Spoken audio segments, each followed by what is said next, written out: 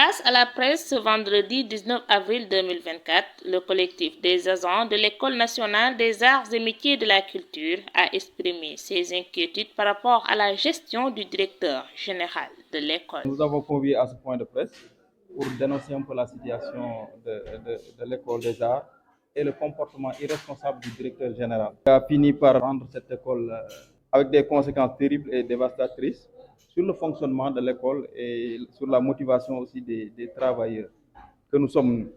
Parce que depuis sa nomination en janvier 2023, il n'a cessé de poser des actes allant dans le sens de compromettre la bonne marche de l'école. Une pétition qui se justifie par le comportement irrespectueux qu'indique le collectif, comme ce fut des licenciements abusifs de leurs ex-collègues.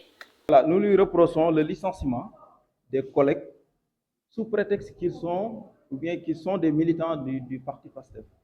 Il a eu à ne pas renouveler le contrat de certains collègues parce qu'ils disent que voilà, ils sont du parti PASTEF. Donc, et ça, nous dénonçons parce qu'on est dans un Sénégal où chacun est libre. Donc, il y a aussi la rétrogradation des affectations abusives des collègues qui font partie du collectif. On a noté aussi il y a l'appropriation des moyens de l'école, du DG pour ses activités politiques. Parce que lui, c'était un responsable, il est toujours responsable du parti à faire. Donc, il utilisait les moyens de l'école pour faire sa campagne. Puis aussi qu'il a supprimé nos indemnités et les primes des agents qu'on avait obtenues avec l'ancien directeur. Au-delà de la mauvaise gestion de l'établissement, le collectif incrimine le directeur d'avoir vendu des objets d'art considérés comme des patrimoines de l'école. L'école a un patrimoine de tableaux d'art, et nous avons constaté que le directeur utilise ces tableaux et les vend. Alors, nous l'avons interpellé, il nous a dit qu'il les a offerts à des ambassadeurs. Alors, il y a une procédure pour sortir des tableaux d'art, parce qu'il y a un responsable de la galerie qui s'occupe de la galerie, et à chaque fois qu'un tableau d'art doit sortir de la galerie, il doit avoir le visa, l'approbation du responsable de la galerie. Ce qu'on a constaté, lui, il attend que le responsable de la galerie soit absent pour qu'il puisse prendre les tableaux et les utiliser ou bien les vendre. Et on a eu des preuves que des connaissances nous ont appelés pour nous signaler que des collègues sont partis là-bas avec des tableaux d'art pour les vendre.